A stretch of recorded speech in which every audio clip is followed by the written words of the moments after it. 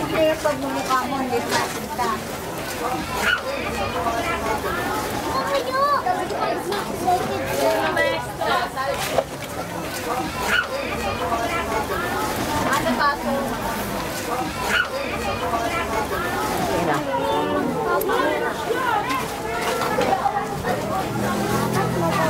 Pili mo ang plastic, yung plastic nga bote.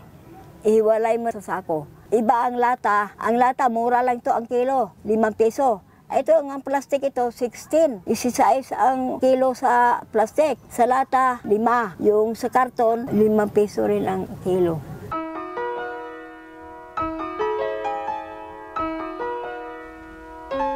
Mahirap, pero okay lang. Kahit na mahirap, basta kagustuhan ko.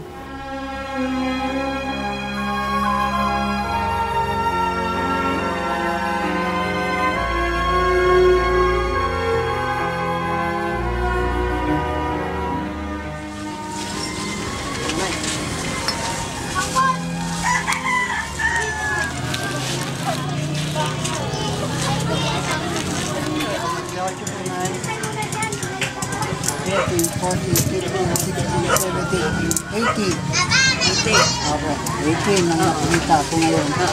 Salamat.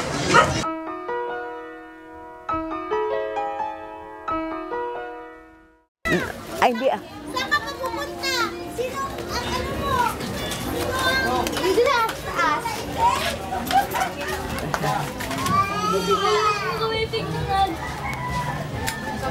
Yun na. Dati may kaya daw siya eh. Nagpapautang ito dati siya ng mga pera. Napundoy. Napordoy daw. Oo, totoo yan. Nagpapautang ito ng mga pera noon. Eh, 80,000 ko, wala na. Pera yun siya noon. Nangalakal na lang talaga siya ngayon kasi mag-isa na lang siya.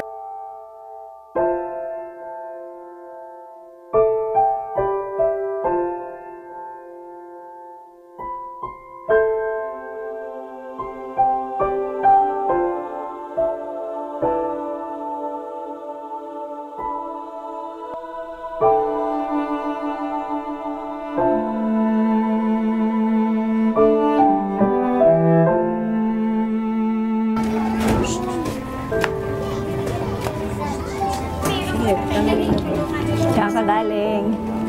Sa bahay pa. Saan ka pupunta?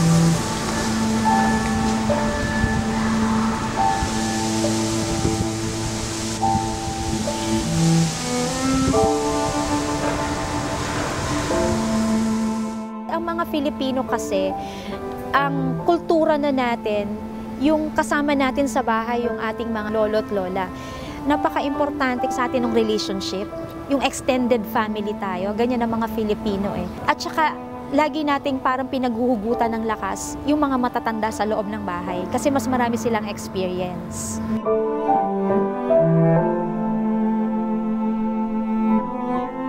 Pag tayo ay merong mga kamag-anak or mga magulang na matatanda na, napaka-importante na maintindihan natin yung pinagdadaanan nila kasi baka mangyari din sa atin yon. Maganda yung emosyonal na pagsuporta sa kanila, sa kanilang mga pinagdadaanan, yung mga pagkalimot nila. Ang sandalinis kami ay hihingi at Diyos ang hadamin hawamin nemeti apay nabi Ave Maria. Majority ng mga nandito sa Golden Acres, yung mga cases nila talaga is hindi sila kayang alagaan. In general talaga yung kahirapan.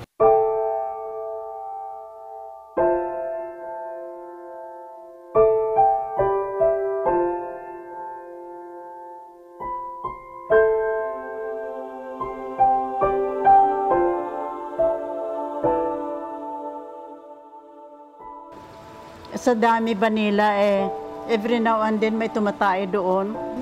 Wala na silang animo. They're not conscious anymore about themselves. So when they feel like moving their bowel, doon na lang. Kawawa ang house parents. That is why kung hindi maagad ang house parent, siyempre mabaho. Siyempre hindi ma-avoid yun no? Sa mga ganon katanda. Ate, bakit? Bakit po? Nag-aaway sila yung isa na dalawang kama. Pinapaalis ko na para hindi mag-aaway. Pangalawa, hindi nila maintindihan kung ano ba yung Alzheimer's disease. Hindi nila alam paano matutugunan or hindi nila alam paano susuportahan. Kumusta ka na, La? Ha? Kamusta ka na? Oo, mabuti man. Anong ginagawa mo dito? Oo, basta hindi ako aalis dito. Huwag kang umalis.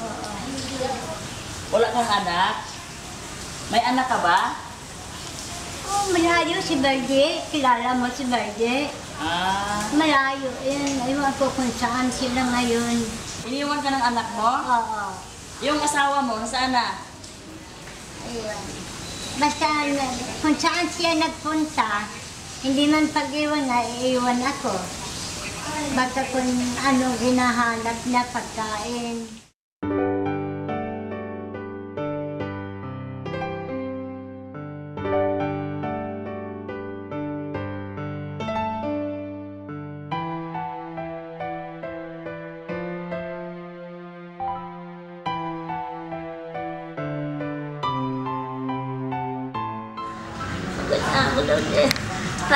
Pagod na ako. Ang lindag, matindagdag ko noon, nagdisigit na. Hindi na ako nakahinga nga. Pagod na ako. Si Lola Juliana Vicente, ang sakit na Parkinson. Bali 12 years na siya rito nakakatira. Alam ba nila, La, na nandito ka? Yung kamag-anak mo? Saan ka galing? Saan ka noon bago ka pumunta dito? Hindi alam nandito ko. Alam na, nasa Punan.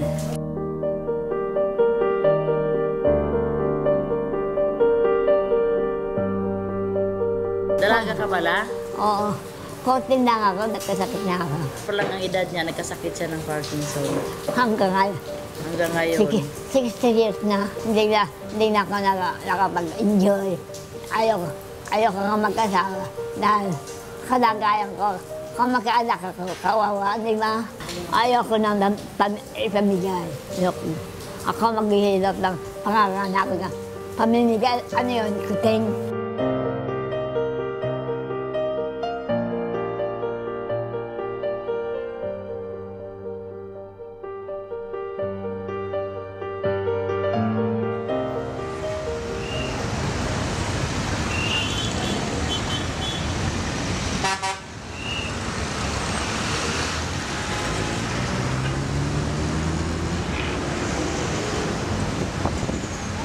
Walang araw, walang gabi sa akin. Kasi sa araw, tatrabaho ako.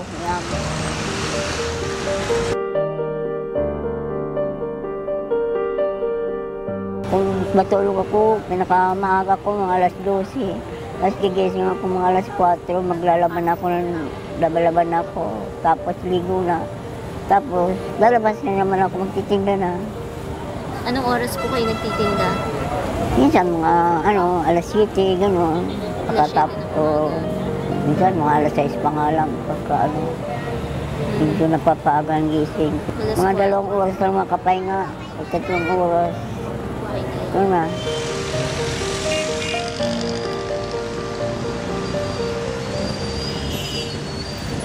Hindi lang kami ang inaano niya, pati yung apo niya, yung mga anak ko. Tinutulungan niya rin, gano'n. Kasi minsan nakukulangan din kami. Bait po si nanay. Hindi naman niya kami pinababayaan. Sa bait, mabait si nanay. Hindi na nga ako makakuha ng ganyang katulad niya. Gusto naman namin siyang patigilin, kaya lang talagang ayaw niya po eh.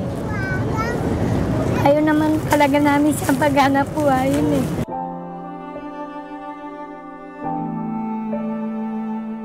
Ang Golden Acres Home for the Aged started noong September 30, 1969. So, 41 years na kami ngayon. Nag-start siya actually sa Welfareville Compound sa Mandaluyong nung integrated pa yung services ng DSWD until we were transferred here. So, ang Golden Acres Home for the Aged, under siya ng Department of Social Welfare and Development. Ang kinikater nito ay mga matatandang babae at lalaki na may edad na 60 years old pataas. Sila ay yung mga walang pamilya, walang kamag-anak, or tinatawag natin na mga abandoned, neglected, and unattached older person. Mamaya si Janet. Si Janet, bukas ano niya, no? Uy, sabi ni Janet, baka Ay, wala na kung may nasawa. Ito lang dito, hindi ko dito kasi nahirap. Masakit naman para sa kanila na dadalhin sila sa isang center kung alam naman nila na may mga pamilya pa sila na pwedeng tumulong sa kanila. Marami mga cases kami na nagkukunyari na hindi nila kaano-ano ang matanda, pero later on naman napuprove naman namin na kamag-anak o magulang nila yung nire-refer nila dito. Ito talagang totoong nangyayari na may mga lolo't lola na nagkakaroon ng galit or pagtatampo sa kanilang mga sariling anak. Kasi lagi nilang sinasabi, pagkatapos silang palakihin, pagkatapos nilang alagaan, suportahan, hanggang makatapos, magkapamilya, napapabayaan na sila.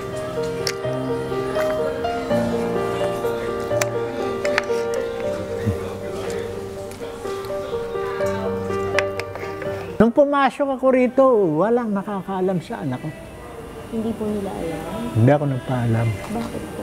Hindi, ganun lang eh. Para matesting mo. Kung sino talaga yung may loob. Yun ang istorya ko. Kaya tuloy kayo para ano. Makita ninyo ang loob ng aming mga kasamahan ko yan. Tol, 16 kami rito eh.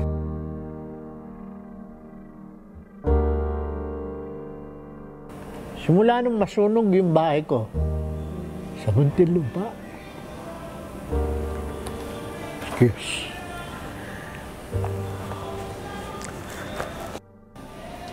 Ako na nga umiikot eh, para alam nila na buhay pa ako. Dinadalaw ko sila. Sila hindi na makadalaw sa akin.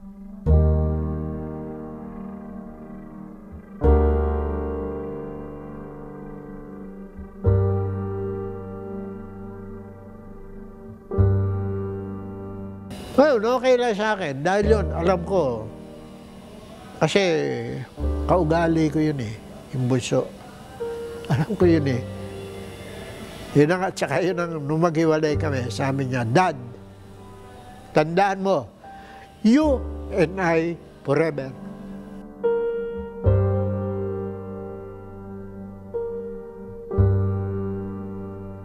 Mag-isa na lang nga sila dito sa center, di ba? Hanggang sa pagkamatay nila, kami-kami pa rin yung nakakasama nila. Napakahirap nun kasi yung huling hininga nila ni hindi man lang nila nakita yung kanilang mga anak, kamag-anak.